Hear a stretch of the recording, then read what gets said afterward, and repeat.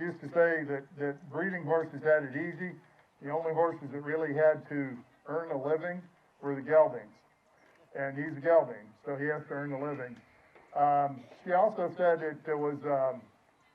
she felt like it was a really good way to judge a program was on the quality of the gelding. You probably had over 400 people come through these gates so far today. How does that make you feel? Crazy. It's awesome. It's so exciting.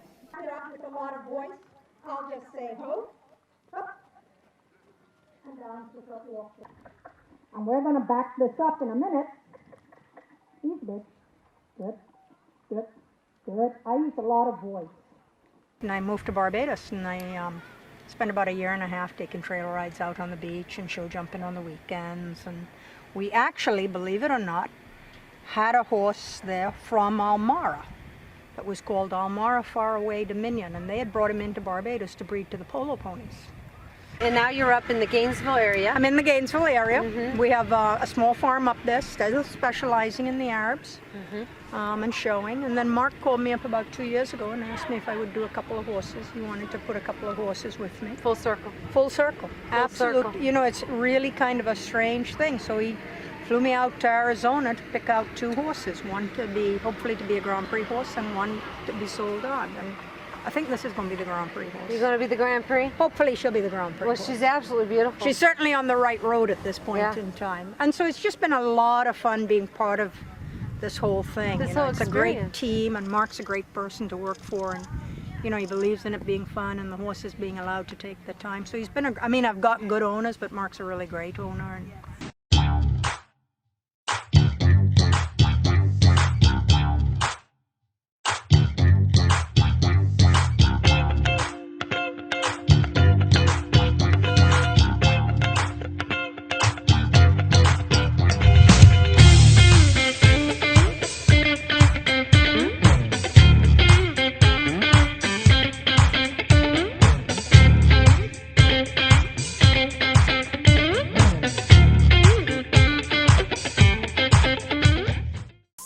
juniors, just looking for another place to continue my career in horses. I would eventually like to become a trainer down the road, and they just offered me a really, really cool place to start that and continue, and give me some opportunities to get my feet wet in the open world.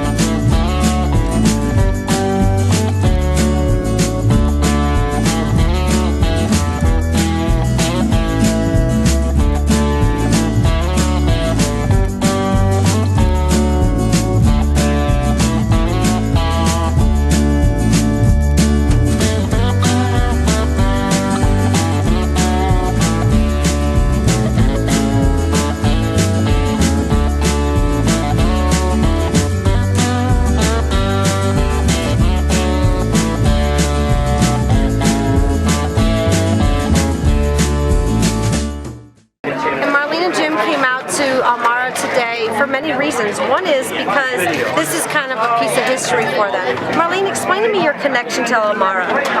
We own 2 Al-Marah Arabians, Playland Melody, who lived to be 34, and Son of a Sailor, who lived to be 32. And it's a piece of history seeing them come here in our own backyard. So it's like seeing your babies all over again. Every time we look at one of the faces of the Al-Marah Arabians, we see our 2 faces in them. So we're living part of that, yes.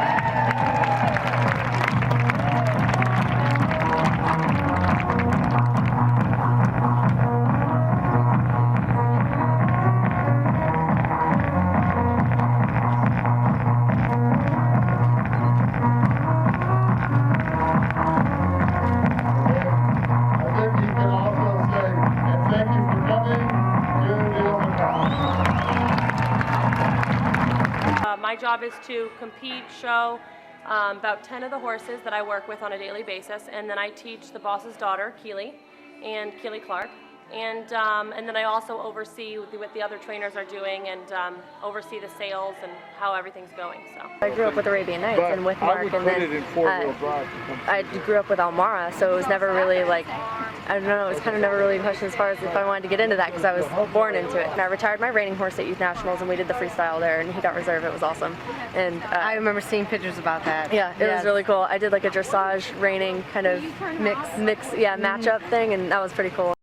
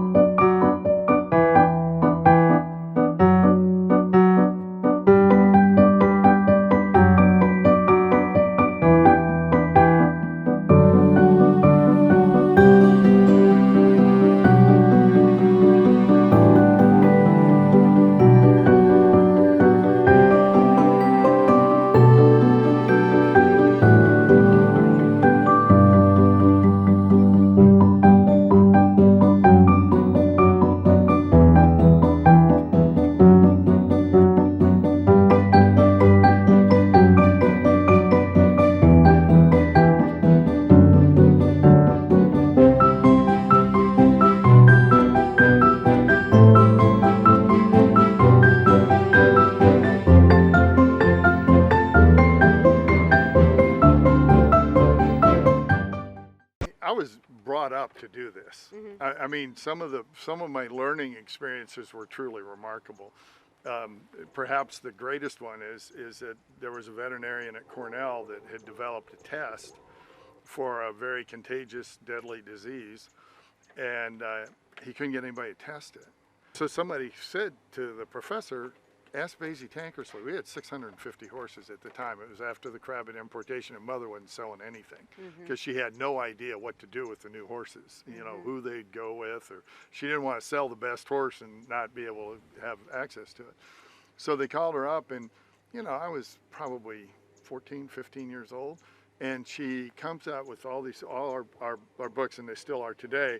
We have these big green books that have the pedigrees and every foal a mare's ever produced, and how we graded it as a weanling and a yearling and a 2-year-old, and you know, my numbers and her numbers, and sometimes, you know, now Jerry Hamilton's numbers. But there's some of these old books that have Harold Bright's numbers, and you know, just they're great. They're an amazing resource when you start to study this stuff. And she had all these green books, and she said, I want you to help me with the project. And I said, what is it? She said, we're about to test every horse on this farm, and if for every horse that comes in positive, we have 2 choices. So she said, we either have to quarantine or put them down. And she said, we have to make this decision before we test a horse, because if we do it after we've found out who's positive, we'll do it with our hearts, and we have to do it with our heads. So we went through every horse on the farm and decided this, and we did the test. And it was the first Coggins test ever performed in the United States. Really? Yeah. Wow! They're very intelligent, very willing, very gentle. And it doesn't matter how old you are, how many times around the show circuit you've been, any injuries, anything like that. Just do it. Get back into it.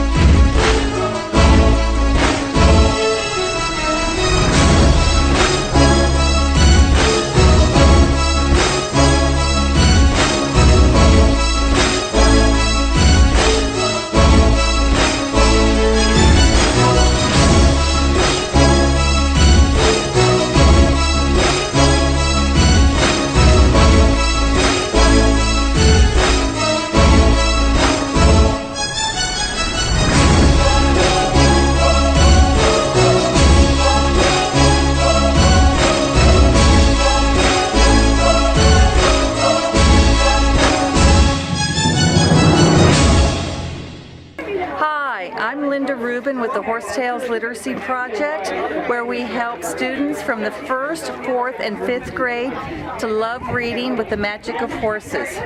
We're very passionate about our program. The kids love it, and it's wonderful when a little child runs up to you and wants to hug you and tells you it's the best day they've ever had. So 8 years ago when I started working for Mark Miller was my first interaction with the Al-Marah Arabians. After the show closed a little less than a year ago, he asked me to come onto the property and assist with anything that needed to be done. And then throughout working with the horses, I got the promotion to barn manager and also breeding manager.